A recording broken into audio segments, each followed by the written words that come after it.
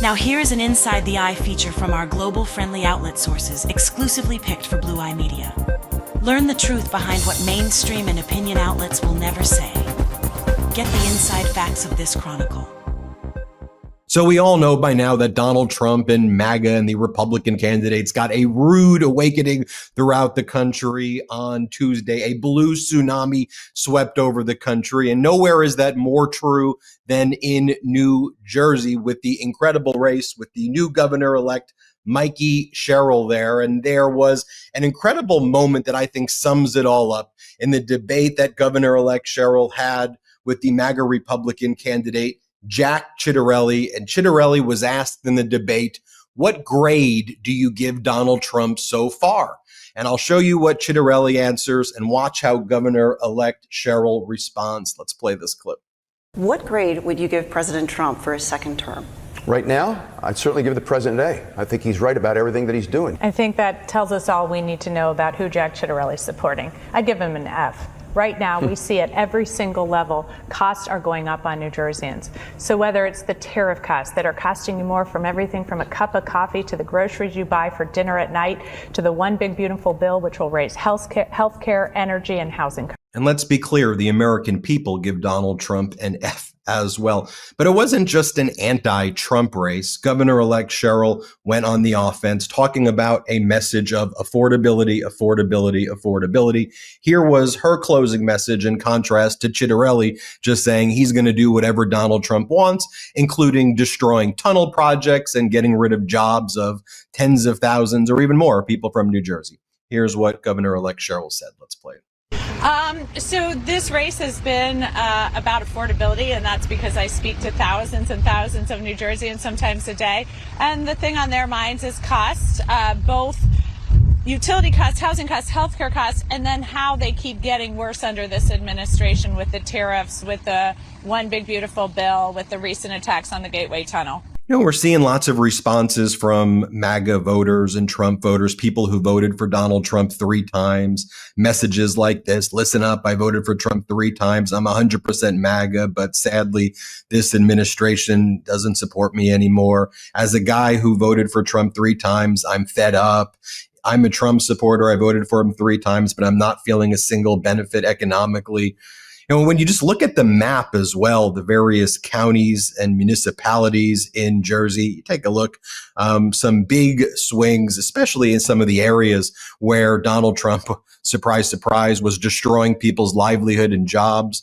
In other words, as this one account says, the GOP said goodbye to the train line suburbs right there, and that flipped significantly towards blue. Hispanic areas dramatically reverted blue to where they were in 2021. In many cases, even more people supporting Governor-elect Mikie Sherrill there. Pretty much all of the counties, dramatic shifts throughout New Jersey. And just here's what Donald Trump's even saying today. He's obviously not getting the message because today he's going, I solved inflation. There's no inflation. Everybody's doing great. Here's what he says today. They had the worst inflation in 48 years. We have almost no inflation. We're down now to 2%, and we'll be at maybe 1%. You want to always stay above 1%, actually. You want a little tiny bit of inflation. Let's bring in Governor-elect Mikie Sherrill from the great state of New Jersey. Governor-elect Sherrill, congratulations, and it's great to have you here. Let's talk about the race, but just first, even after the resounding message that the voters sent, Trump and MAGA Mike and all of these Republicans are saying it's a golden age, everything's great, there's no inflation, Thanksgiving's 25% cheaper. They're saying that today. What do you make of that?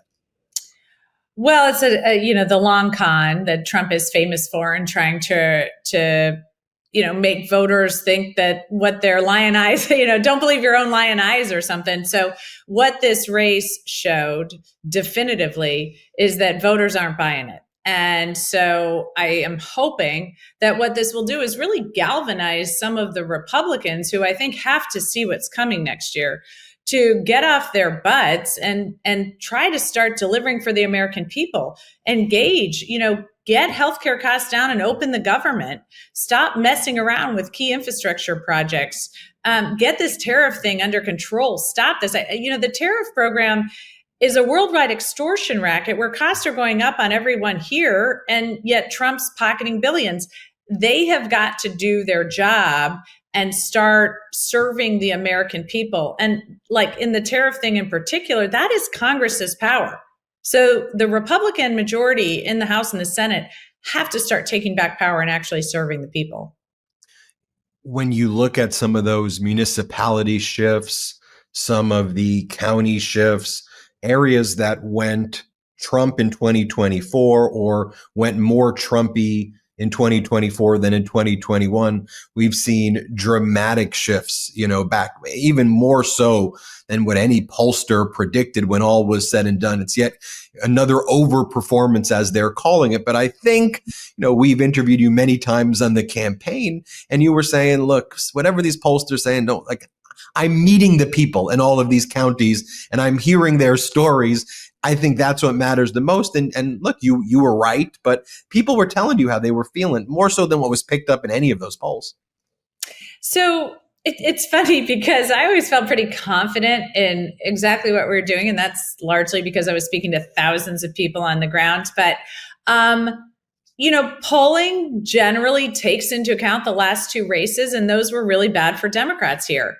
And so we, when we saw those 5 to 8 point polls, we thought those were very conservative and felt pretty good about the path we were on. I was thinking I'd win by 10. So the 14 point win is big. And I think shows how galvanized people are here.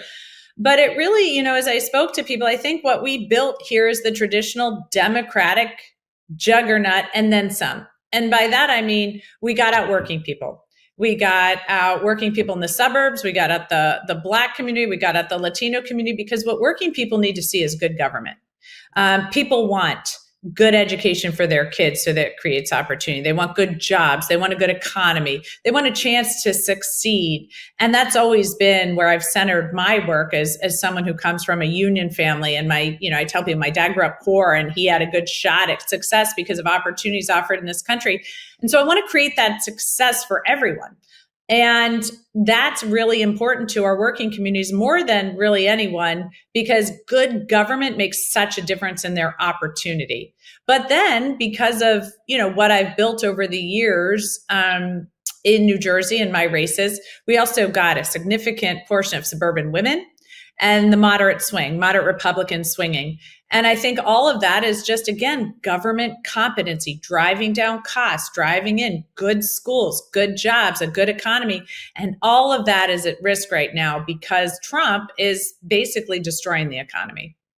One of the data points I saw that many people said, wow, that's an interesting shift, is also young men, because Chitterelli tried to portray himself as, this I'm the MAGA alpha pod bro, like he tried to do that whole shtick. But I think, even young men looked at this and said, and especially set aside young men, young people in general too, that 18 to 29 said, y'all rug pulled. That's their expression. You rug pulled us and you told us that you were going to get us jobs and things were going to be great, Donald Trump, and that we were going to be rich. And you did all the videos with our podcasters and our YouTube. And now you've screwed us. And now that 18 to 29-year-old unemployment number is like 9.2, 10%, 11%. And they're really struggling. And that shift to me is meaningful, getting the young people, getting Gen Z back as well. What do you make of that? So 3 things.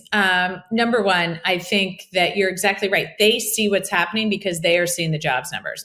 So in other words, I'm talking to college kids and they don't see a job market for them. I'm talking to kids who've had jobs that have been rescinded. And just remember, a little bit over a year ago, I was hearing from my company saying, we're expanding. We just need you to make sure we have the workforce we need. And now they're all contracting. They're laying people off because of this economy.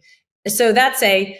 B, I would say that voters are always smarter than I think a lot of people give them credit for. And so I think, my opponent's bravado was not authentic. The fact that, he's just going to be a good Jersey guy and, you can trust him.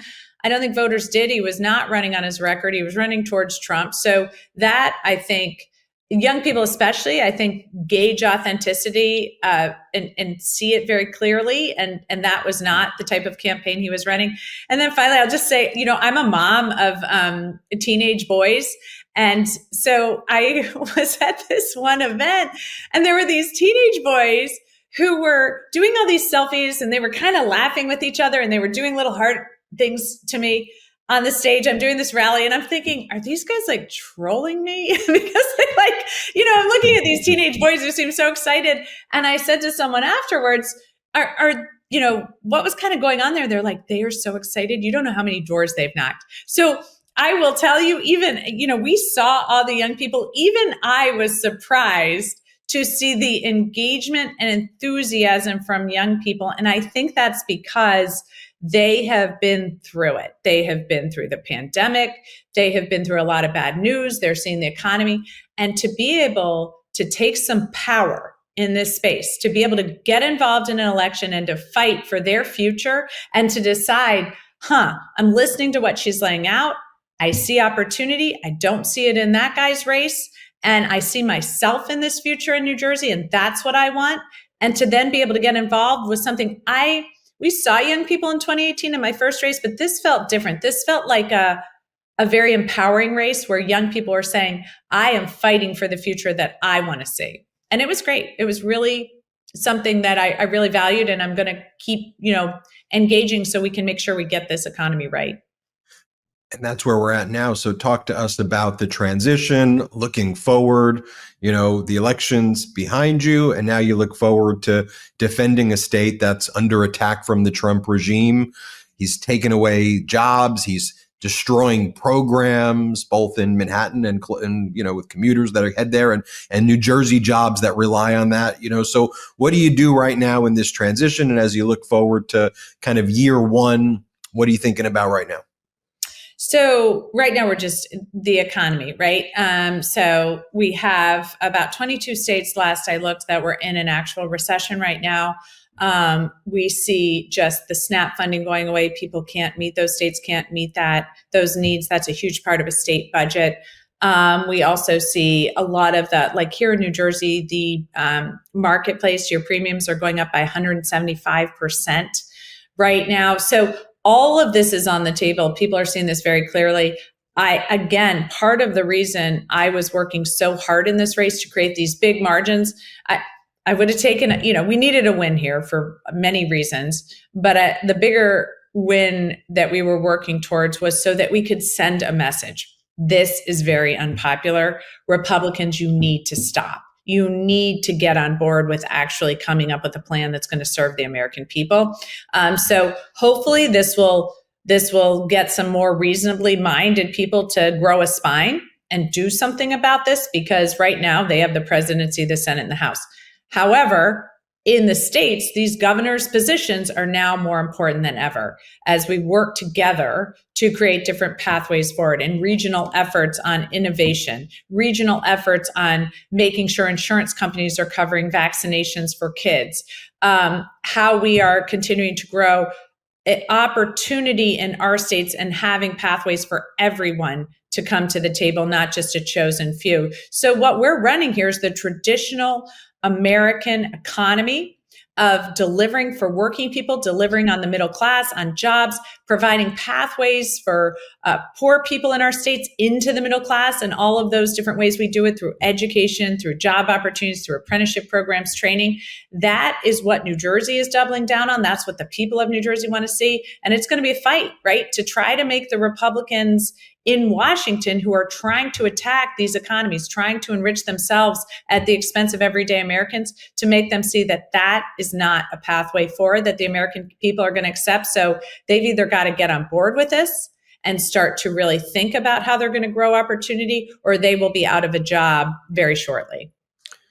New Jersey Governor-elect Mikie Sherrill, great to have you join us post-election. And I just want to say this.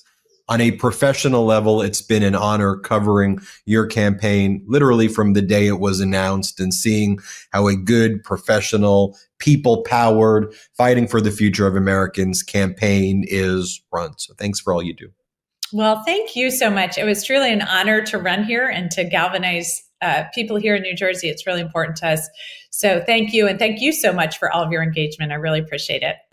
Follow Blue Eye Media for exclusive insights and breaking news sources from global-friendly outlets that you won't get from the mainstream TV and radio outlets of America. Learn how to play the flute of the globe and learn the real truth.